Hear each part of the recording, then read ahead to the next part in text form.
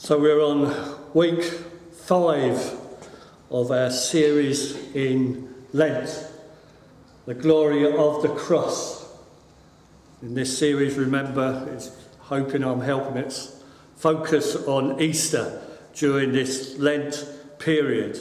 And we've looked at various aspects of this Lent period through seeing Jesus as the bread of life, as the good shepherd, the resurrection of life, the glory of the cross. Now on week 5, we're on to see the glory of the cross through the crucified King. Jesus has been arrested in Gethsemane. He's been taken to the high priest, then passed on to the Sanhedrin and Herod, and now he's up before Pilate, the Roman governor. Although the Sanhedrin is the highest judicial court in Israel at the time, they had no authority to administer the death penalty, and they wanted to ensure that Jesus suffered the most cruelest death penalty there was in order to take him out of the community to which he was preaching, the country of Israel. As we will see, this crime was no crime in the eyes of any law. All he was doing was claiming to be God's son and to bring in this term of salvation that God had planned for all of us. We pick up the story in John 18 towards the end of the chapter.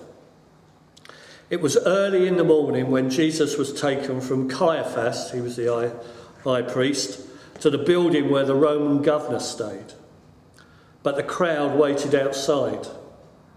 Any of them who had gone inside would have become unclean and would not have been allowed to eat the Passover meal.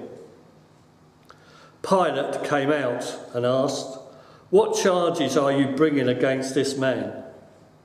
They answered, "He is a criminal. That's why we brought him to you." Pilate told them, "Take him and judge him by your own laws." The crowd replied, "We are not allowed to put anyone to death." And so what Jesus said about this death would soon come true. Pilate then went back inside.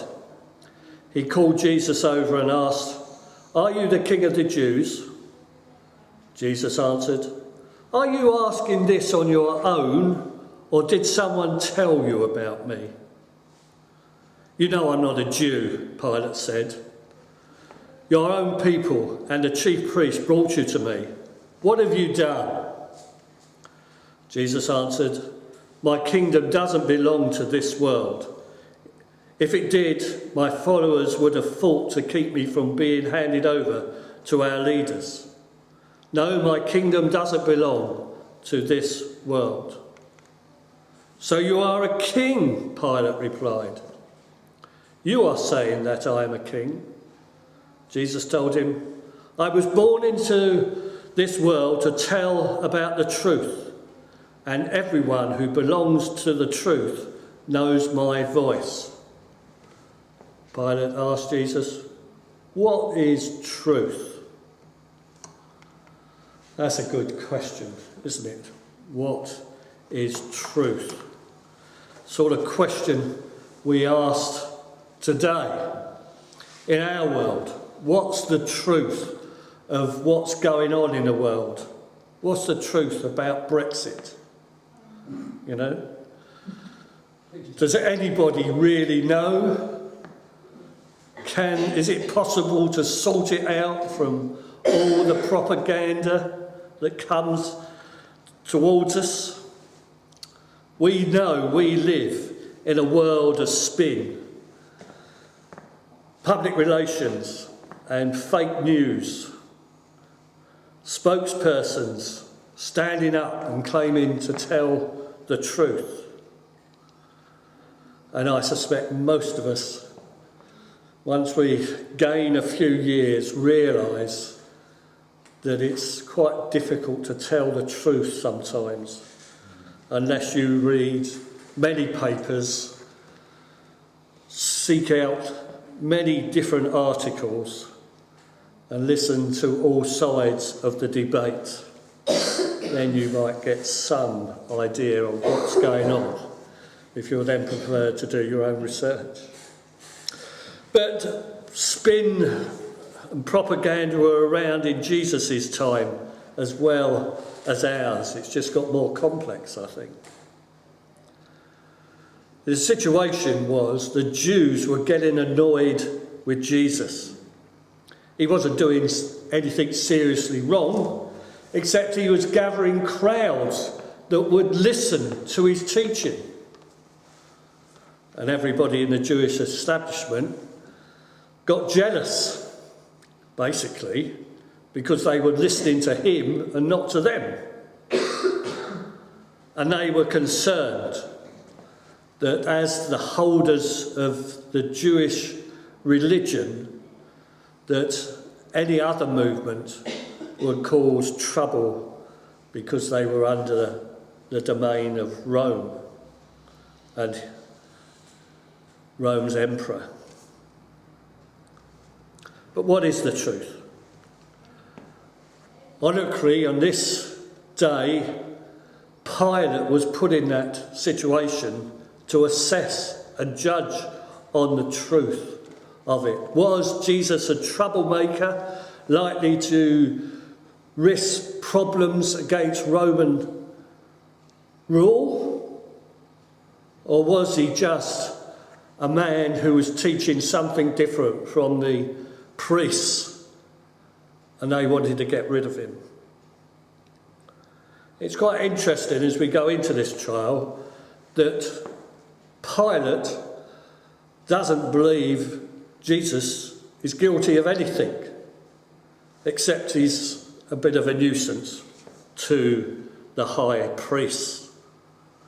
And in fact, we see that as we go through that, we count it carefully. Pilate tries to dismiss the charges against Jesus 3 times. So having doubts on the first interview, we might say that Jesus wasn't guilty of anything. Jesus goes back out to the crowd and the priests and says, I don't find this man guilty of anything. And since I usually set a prisoner free for you at Passover, would you like me to set the King of the Jews free?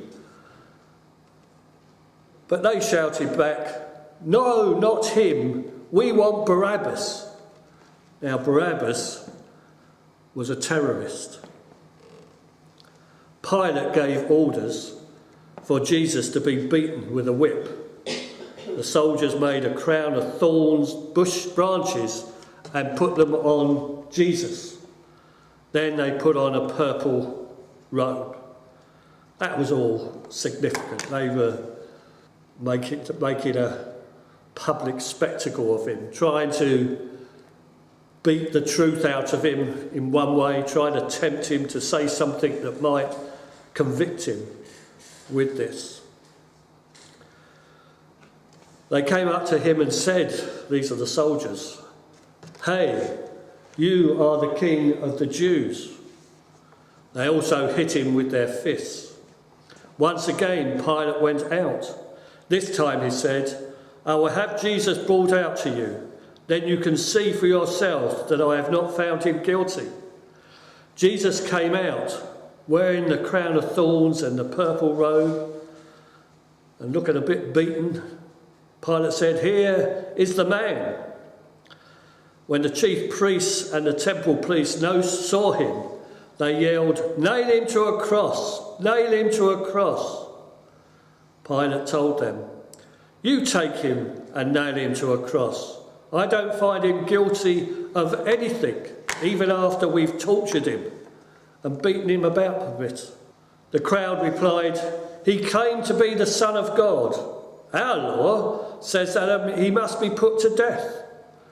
When Pilate heard this, he was terrified. He went back inside and asked Jesus, "Where are you from?" But Jesus did not answer. "Why won't you answer my question?" Pilate asked. "Don't you know that I have the power to let you go free or to nail you to a cross?" Jesus replied, "If God had not given you the power, you couldn't do anything at all to me. But the one who handed me over to you did something even worse." So seeing this crucified king is important here. Pilate asked Jesus, "Are you King of the Jews?" But Jesus didn't give him a straightforward answer. We blame our politicians sometimes for not giving straight answers, but Jesus had a good reason not to answer his question, because he believed it was going to be totally misunderstood anyway. He couldn't mislead Pilate. Yes, he is a king, but no, he's not a king in any sense of the word that Pilate or any Roman would understand it. The Romans understood Caesar as king. Why? Because he had a big, powerful army that covered most of the known world at the time. And his army carried out his orders, most of the time violently if people didn't agree with them. He was a king because he had the power of a great army around him. Some people think God rules like that, or should rule like that, as a powerful civilian monarch or dictator. But of course that's not what God's rule is all about. God's rule is about seeking people to obey his rules with love deep from their heart. It's not a case of not doing or doing things because if you step out of line you'll get beaten up at all. Human rule is always self-serving. Human rulers always twist the truth to some extent to serve their purposes. Jesus didn't come to rule in that way at all. And so he wouldn't answer Pilate's question. So who's in charge of this trial? It seems a bit of a up and down type of trial, with several people having a debate. It's not like a trial we would know. We've got to remember that half this trial took place in the middle of the night. Would that be fair in any civilised country, that people were tried when most people are asleep and not aware of a trial going on? Of course not. But we've got these groups here in this trial. Is it Pilate in charge of judging Jesus? Is it the priests? Is it the crowd? They seem to have a big input into this. Well, of course, this crowd had been gathered by the Jewish leaders to come. They were their closest supporters. Most people, remember, this is early morning, wouldn't be around just to go and see what Pilate was saying. They would be about their normal work and household business of getting up in the morning. Oh God.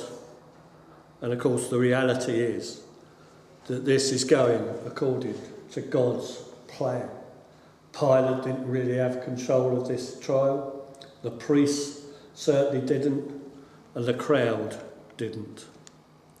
Of course, Pilate is the obvious choice because he represents the empire, the Roman Empire in Jerusalem. This was his part of governing this province and was responsible directly to the emperor for keeping things stable and quiet. But Jesus reminds him that he's got neither the power to crucify him or free him, really. All the power he has comes from God. The scriptures teach us that power of national leaders is given to them by God himself, whether they're good or bad, and are given that responsibility. The priests want the power. They want the power to crucify him and get this busybody who's teaching them things they don't believe out of the way. They don't want any opposition to their governing power. But of course they've got no authority to carry out an execution in this place. Of course they did stone people to death and get away with it. So they could have stoned Jesus and probably had got away with it. But that was not what they wanted. They wanted Jesus to be an example to any other upcoming prophet that wanted to teach the people different from their teachings. To remind those, to be a deterrent, that they couldn't get away with it. But in the middle of this, Jesus stands, silent on lots of occasions. But Jesus reminds us when he does this, when he stands before these powerful people, that there is a higher power. There is a power that's only accountable to God. But Jesus, being judged by Pilate, is there because the Jewish authorities have already found him guilty on spurious charges. They've already lied to Pilate about the trouble and the threat that he poses. And in amongst this, they would know that it was the custom for the Romans to scourge prisoners as part of the interrogation process. And the scriptures remind us that Pilate gave orders for Jesus to be beaten with a whip. The soldiers made a crown of thorns, etc. This flogging was in one way to show Rome's authority over the issue and trying to get Jesus to admit that he was a criminal and guilty of the offences that were being alleged. Tim Chester says about this as he's flogged: they dressed Jesus with a crown of thorns and a purple robe and hailed him as a king. It's intended as a cruel and vicious satire, for Jesus appears to be completely in their power. Every slap across the face is meant to demonstrate that this king is no king at all. But instead, every slap proclaims that this king is the true king, the servant king, who gives his life over to the people. Even though Jesus is innocent, Pilate orders his death because he's afraid of rioting, afraid of the Roman authorities. Can you just imagine that as Jesus was let go, the Jewish leaders would write to the emperor complaining that Pilate had let this guilty man go who was claiming to be king of the Jews? Can you imagine the time that letter got to Rome, what they will be saying about the weakness of Pilate to administer Palestine? He would certainly be out of a job and may even have been executed himself. But just this scourging, there's different opinions in Christendom about how many times this happened and to what extent Jesus was beaten up, tortured. A few years ago we had the film The Passion of Christ that portrayed quite a violent torture incident. It's quite interesting in the history of Christendom, I suppose, quite often when these things were talked about and shown and Christ was painted on the cross by many painters over many centuries, they never really reflected in the image someone who'd been beaten virtually to death. And yes, that was custom at that time in Roman history. That flogging of Jesus would certainly have significantly weakened him. And I suppose in one way it would have meant he spent less hours dying on a cruel cross as well. But after this flogging, Pilate wanted to set Jesus free. I presume in that sense because he believed he'd been punished enough for whatever supposed crime he committed. And so, but the crowd yelled, "If you set this man free, you are no friend of the emperor. Anyone who claims to be a king is an enemy of the emperor." When Pilate heard this, he brought Jesus out.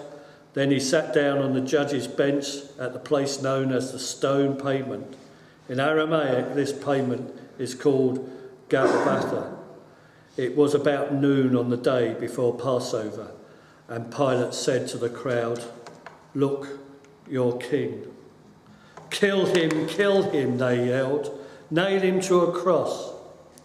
"So you want to nail your king to a cross?" Pilate asked. The chief priests replied, "The emperor is our king." And then Pilate handed Jesus over to be nailed on a cross. The emperor is king. This is the hypocritical leaders of the Jewish establishment acknowledging that the emperor was king over them, which they didn't really believe. But they wanted to make a point to Pilate, so he ultimately would give the death sentence. What words, what a surprise that any Jewish leader would acknowledge that a Roman Caesar was their king. What hypocrites they were. We know that because Jesus mentioned that several times to the leaders, didn't he? But Jesus is nailed to a cross. Jesus is taken away and carried his cross to a place known as the Skull. In Aramaic, this place is called Golgotha. There Jesus was nailed to a cross, and on each side of him a man was also nailed to a cross. Pilate ordered the charge against Jesus to be written on a board and put above the cross. It read, "Jesus of Nazareth, King of the Jews." The words were written in Hebrew, Latin and Greek. The place where Jesus was taken wasn't far from the city, and many of the people read the charge against him. So the chief priests went to Pilate and said, "Why did you write that he is King of the Jews? You should have written, he claimed to be King of the Jews." But Pilate told them, "What is written will not be changed." So in the end, I suppose, Pilate had a little bit of a dig at the leading priests. This is the only thing that never went their way. Jesus of Nazareth was charged with being King of the Jews, which of course he was. But as we look on this incident, this trial, it turns out that an innocent one dies and a guilty one goes free. Barabbas was definitely not innocent. The other Gospels contribute more to the picture about Barabbas than the Gospel of John, which we're looking at. But he was definitely a robber, a murderer. He was leading a small band of insurrectionists, causing mayhem in and around Jerusalem. And yet Pilate lets him free and nails Jesus to a cross. Bit of a muck-up in the administration. So, where do we see this going? The threat of what Caesar might think is the secret weapon the chief priests have been keeping up their sleeves all this time, says Nigel Wright. They didn't know whether they would have to use it, but when they realise that Pilate is wavering and then has decided to let Jesus go, they bring it out. And from that moment, Pilate is lost. What will people in Rome think? He can hear the sneers. You mean you had a man in front of you on a charge of making himself a rebel king, and you let him go? What sort of governor are you? Don't you know you are supposed to be looking after Rome's interest? What's Caesar going to think of all this? Sanhedrin got their way and persuaded Pilate to nail Jesus to the cross, knowing that if he didn't, they would have the upper hand. After the soldiers had nailed Jesus to the cross, they divided up his clothes into 4 parts, one for each of them. But his outer garment was made from a single piece of cloth, and he did not have any seams. The soldiers said to each other, "Let's not rip it apart. We will gamble to see who gets it." This happened so the scriptures would come true, which say, "They divided up my clothes and gambled for my garments." The soldiers then did what they had decided. Jesus' mother stood beside his cross with his sister and Mary, the wife of Cleopas. Mary Magdalene was standing there too. When Jesus saw his mother and his favourite disciple with her, he said to his mother, "This man is now your son." Then he said to the disciple, "She is now your mother." From then on, that disciple took her into his own home. So Jesus is crucified, and we need to look through the horror of this and see the glory of the cross. And in many ways, little things are said in the Gospels that bear up the fact that this was part of God's plan. These are 2 quotes from the Psalms that John mentions would happen when the psalmist says, "This is what will happen to the Messiah. They will divide up my garments among themselves, and they cast lots for my clothing," Psalm 22. "Instead, they gave me gall for my food and for my thirst, and they gave me vinegar to drink." 2 little instances that took part in John's Gospel that reinforced this was all part of God's plan. But John points us beyond the events to see in the meaning. This account, he talks about the fulfillment of Scripture. Everything that happened to Jesus on that night when he was arrested and crucified was part of the plan. It was the only way for us to be able to know that we can be saved from the bitterness of this life to an eternal life when Jesus suffered and died and will rise again to ensure our inheritance of the kingdom. Jesus knew that he had now finished his work, and in order to make the scriptures come true, he said, "I am thirsty." And a jar of cheap wine was there. Someone then soaked a sponge with the wine and held it up on a stem of a hyssop plant. These two little pieces that John inserts into his story of Jesus' passion demonstrate to us that through the horribleness of the Easter story, there is glory that comes, and we need to see it. So next week we will look at the triumph of the cross.